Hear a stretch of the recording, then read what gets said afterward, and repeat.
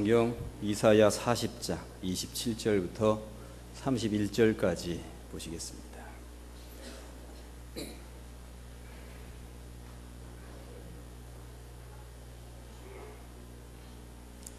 이사야 40장 27절에서 31절까지 제가 봉독하겠습니다. 하나님의 음성으로 들으시기 바랍니다. 야곱아 어찌하여 내가 말하며 이스라엘아 네가 이르기를 내 길은 여호와께 숨겨졌으며 내 송사는 내 하나님에게서 벗어난다 하느냐.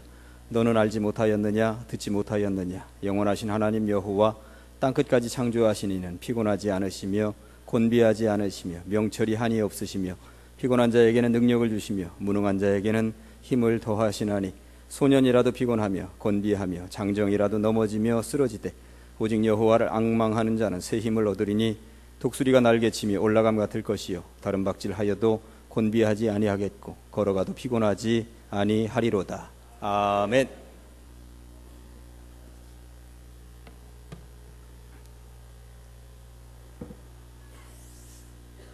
할렐루야. 앞뒤로 옆으로 인사하시겠습니다.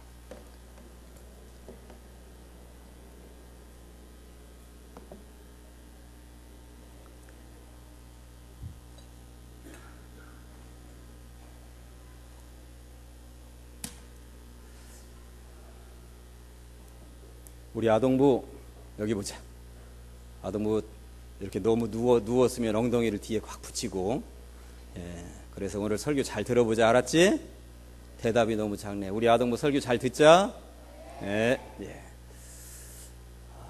이사야를 본문으로 읽었습니다. 이사야서는 굉장히 소중하고 아름다운 책입니다. 저는 어떤 책보다도 이사야를 굉장히 아끼고 사랑합니다. 이사야는 구약성경입니다만 예수님이 어떻게 태어나고 어떤 활동을 하실 것인지에 대해서 가장 많이 예언하고 있는 책이기 때문입니다. 그러니 이사야를 사랑하지 않을래야 사랑하지 않을 수가 없는 것입니다. 이사야는 특징이 있습니다. 두 편으로 나누어지는데 1장에서부터 39장까지가 1편이고요. 오늘 읽은 40장부터 마지막 66장까지가 2편입니다. 39장까지 쓰여져 있는 1편을 읽어보면 이스라엘 백성들 너희들 그렇게 살다가는 죽는다. 너희들 망한다 라고 하는 내용으로 꽉 차 있습니다. 그러니 하나님께 돌아와라. 하나님께 돌아와라. 그런데 이사야 1장부터 39장까지 그렇게 하나님께서 이사야의 입을 통하여서 돌아와라 돌아와라 라고 경고하시면서 강한 메시지를 선포하셨는데 이스라엘 백성들이 돌아왔을까요?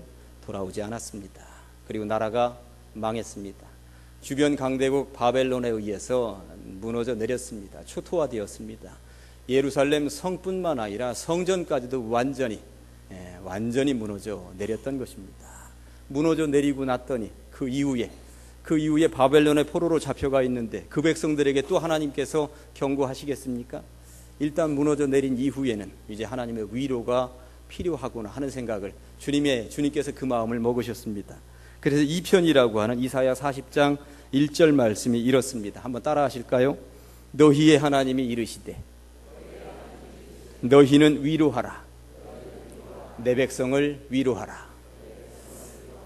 2편인 40장부터는 그러니까 뒤에 이스라엘 백성들을 위로하고 이스라엘 백성들이 새로운 마음을 품고 거뜬히 일어날 수 있도록 하나님께서 힘주시는 내용들로 가득 차 있습니다.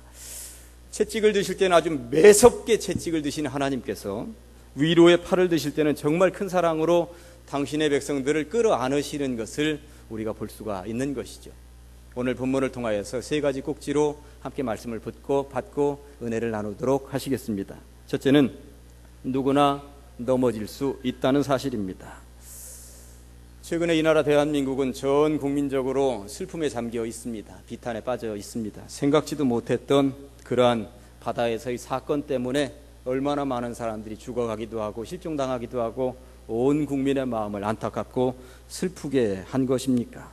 이 일로 인해서 유가족들만 쓰러지고 넘어져 있는 것이 아니라 온 가족이, 온 나라가 다 넘어지고 주저앉아 있는 것 같습니다.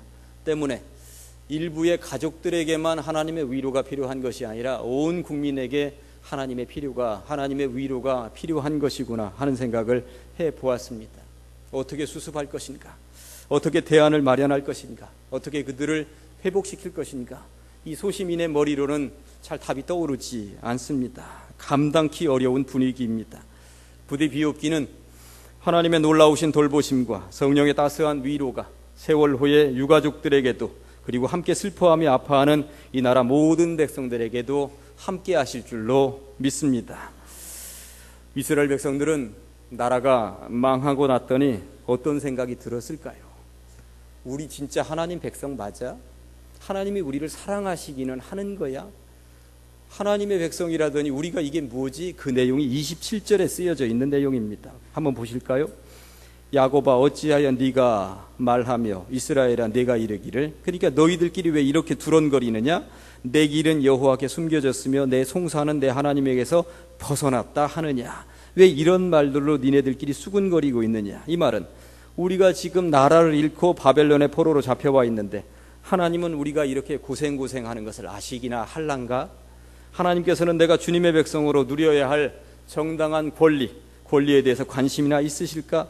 끼리끼리 모여서 서로 투덜거리고 있었다는 이야기입니다.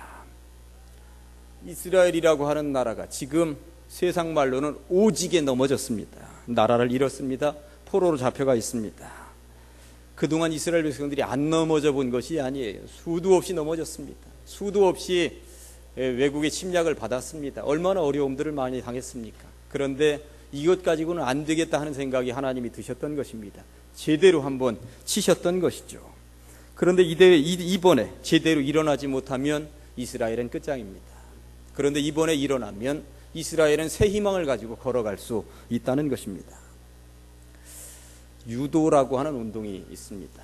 어떻게든 상대편을 잡아서 매다 꽂으면 이기게 되어 있는 것이죠. 그런데 유도라고 하는 운동을 하는 학생들 제가 살펴보았더니 늘 이렇게 잡아서 매다 꽂는 연습만 하는 것이 아니더라고요. 유도는 넘어지는 연습을 해야 합니다. 잘 넘어지는 법을 익히지 않으면 유도는 못합니다. 잘 넘어지는 법, 이거 익히는 것을 굉장히 어려운 전문적인 용어로 낙법이라고 합니다. 웃자고 하는 얘기인데 아무도 안 웃어요. 낙법이라고 하는, 그러니까 떨어지는데도 법이 있다는 것입니다. 떨어지는데도, 그러니까 제대로 떨어져야만 다치지 않고 다시 일어나서 싸울 수가 있는 거거든요. 그런데 제대로 떨어지지 않아서 어딘가에 부러져 버리면 다시 일어나지 못합니다. 겨우 끙끙대고 일어났다 하더라도 싸울 수가 없다는 것입니다. 우리네 인생도 마찬가지입니다. 끊임없이 인생에 태클이 들어옵니다. 유도하듯이 우리를 매다 꽂으려는 세력들이 부지기수로 많이 있다는 것입니다. 넘어뜨리겠다는 데에 어떻게 하겠습니까? 넘어져야죠. 그러나 잘 넘어져야 합니다. 잘 넘어져서 다시 일어날 수 있도록 자세를 갖출 수 있도록 넘어져야 한다는 사실입니다. 어떻게 일어날 수 있을까요? 두 번째, 하나님을 통해서 새 힘을 얻으시면 일어날 수 있는 줄로 믿습니다. 그렇게 넘어져서 투덜거리고 있는 이스라엘 백성들에게 하나님께서 말씀하십니다. 일어나라. 그리고 나라 보자꾸나 이 말씀을 하고 계신 것이죠. 31절 말씀을 한 목소리로 읽어 보시겠습니다. 시작. 오직 여호와를 앙망하는 자는 새 힘을 얻으리니 독수리가 날개치며 올라감 같을 것이요 다른 박질하여도 곤비하지 아니하겠고 걸어가도 피곤하지 아니하리로다. 아멘. 오직 여호와를 앙망하는 자는, 여기에서 말하는 앙망이라고 하는 말을 원어적으로 따져 들어가면 고정시킨다라고 하는 의미입니다. 뭔가를 고정시킬 때는 못을 박으면 고정이 됩니다. 전혀 흔들림이 없는 것이죠. 뭔가 라디오의 주파수를 치직거리지 않도록 제대로 고정시키면 그 소리가 제대로 들립니다. 그러니까 여호와를 앙망하라고 하는 말은 다른 어떤 환경에도 지배를 받지 아니하고 오직 하나님께만 시선과 초점을 맞추어서 주님만 바라보라는 이야기입니다. 환경은 나라가 망했습니다. 포로로 잡혀가 있습니다. 이 환경만 쳐다보고 있으면 안 된다고 하는 것입니다. 결국 그 환경, 무너져 내려 있는 그 환경 가지고 이루어갈 것은 아무것도 없습니다. 소망을 두고 있어야 하는 하나님, 그분을 붙잡아야만 이제 해답이 있다는 이야기인 것입니다. 집요하게 인내하면서 끝까지 하나님을 의지하라라고 하는 말이 여호와를 앙망한다라고 하는 이 말에는 들어있다는 것입니다. 경주용 말들을 보면 이 말 옆에다가 이렇게 씌워놓은 것이 있습니다. 옆에 쳐다보지 말라는 이야기입니다. 오로지 앞만 향하여서 내달리라고 하는 의미가 들어있는 것이죠.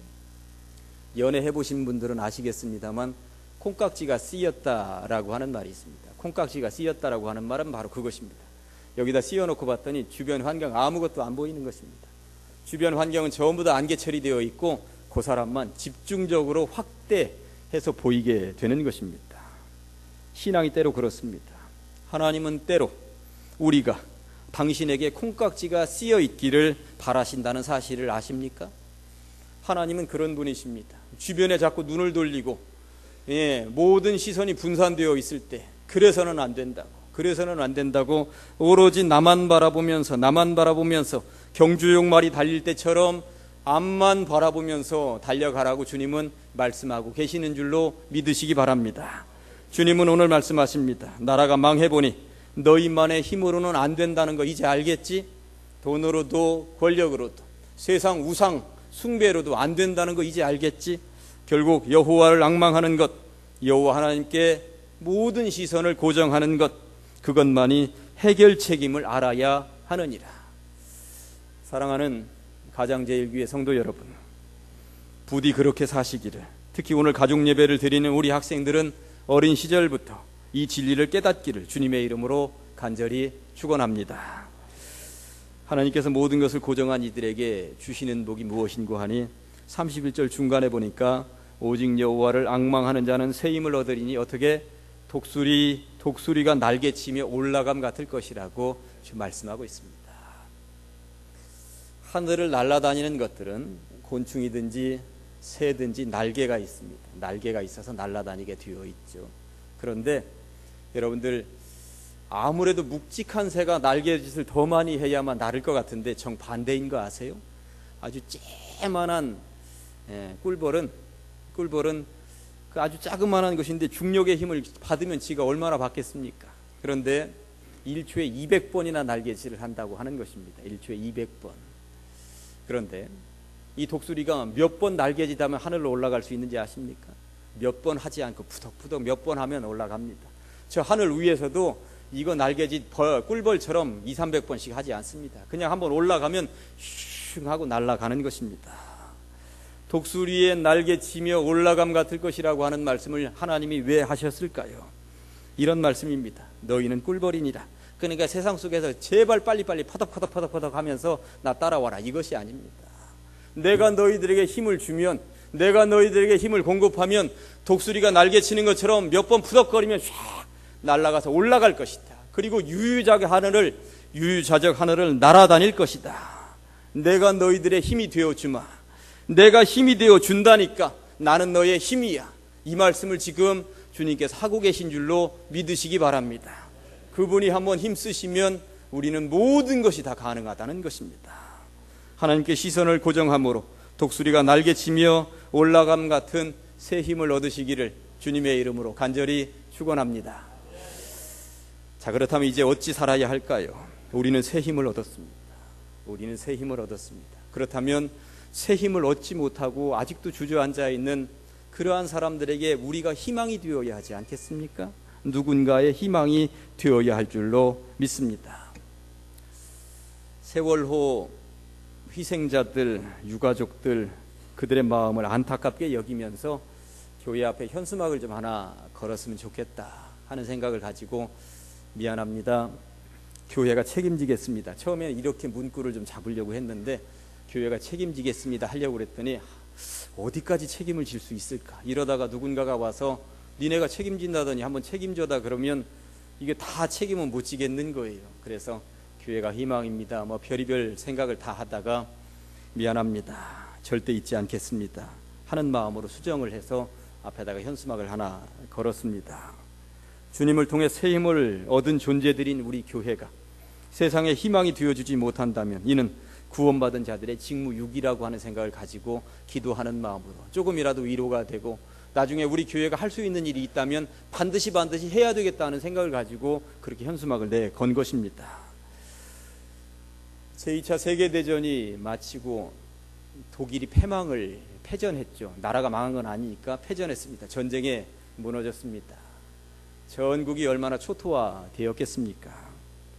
전쟁이 끝나고 성도들이 교회 건물들을 이리저리 살피는데 특별히 허물어진 성당을 복구하느라고 성도들이 3, 4, 5 이렇게 모여 있었던가 봐요.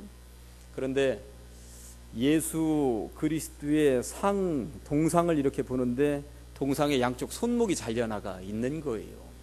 이 성도들끼리 모여서 이 동상을 어떻게 할 것인가, 폐기 처분하고 새로 하나 만들자, 사자. 어떤 사람은 지금 전쟁도 져서 돈도 별로 없는데 그냥 손만 새로 만들어서 붙이자, 이러저런 의견들이 많이 있었습니다. 그때 한 성도가 이 동상을 그대로 놓고 동상 앞에 이렇게 써놓으면 어떨까요? 하고 제안을 한 것이 뭐냐면 우리가 주님의 손이 되어 드립시다 하는 거였습니다. 모두들 그게 좋겠다며 그 동상을 그대로 두었다고 합니다. 그리고 여전히 그 동상 앞에는 이렇게 쓰여져 있습니다. 우리가 주님의 손이 되어 드립시다. 예수 그리스도의 손은 기도하는 손이었습니다. 그렇다면 우리도 주님의 손이 되어 기도해야 할 줄로 믿습니다. 아멘. 크게 하셔야 되는데 기도해야 할 줄로 믿습니다. 예수님의 손은 치유하는 손이었습니다. 그렇다면 우리의 손도 치유하는 손이 되어야 할 줄로 믿습니다. 예수님의 손은 축복하는 손이었습니다. 그렇다면 우리의 손도 축복하는 손이 되어야 할 줄로 믿습니다. 예수님의 손은 기적을 만들어내는 손이었습니다. 그렇다면 우리의 손도 기적을 만들어내는 데에 소중하게 사용되어야 할 줄로 믿습니다. 어떻게 이런 일들이 가능할까요? 주님이 품으셨던 그 마음이면, 주님이 품고 계셨던 사랑의 마음이면 충분히 가능하다는 것입니다. 주님은 늘 우리가 새 힘을 얻어 독수리가 날개치며 올라감같이 살도록 해주신 분이십니다.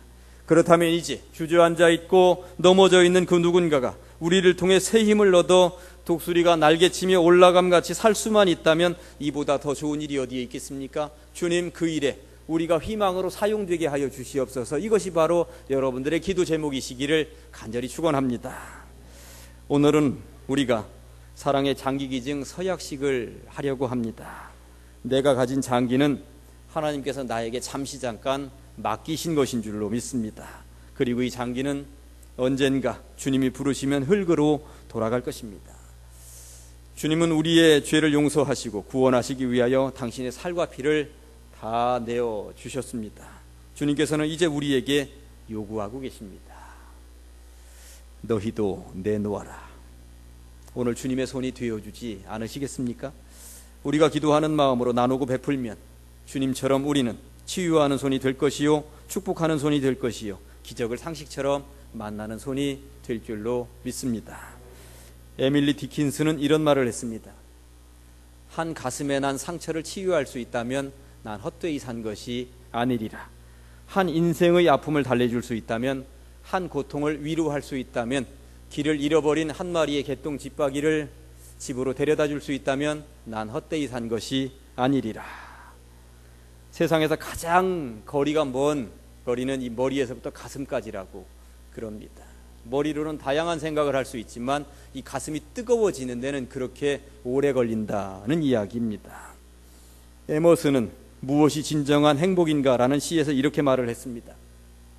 자기가 태어나기 전보다 세상을 조금이라도 살기 좋은 곳으로 만들어 놓고 떠나는 것, 자신이 한때 이곳에 살았음으로 해서 단 한 사람의 인생이라도 행복해지는 것, 이것이 진정한 행복이다. 오늘 여러분 이런 진정한 행복을 느껴보지 않으시겠습니까? 예수님은 이렇게 말씀하셨습니다. 이 작은 자 중 하나에게 냉수 한 그릇이라도 주는 자는 내가 진실로 너희에게 이르노니 그 사람이 결단코 상을 잃지 아니하리라. 이제 말씀을 정리하면서 예화 하나만 들려드리고 마무리하겠습니다.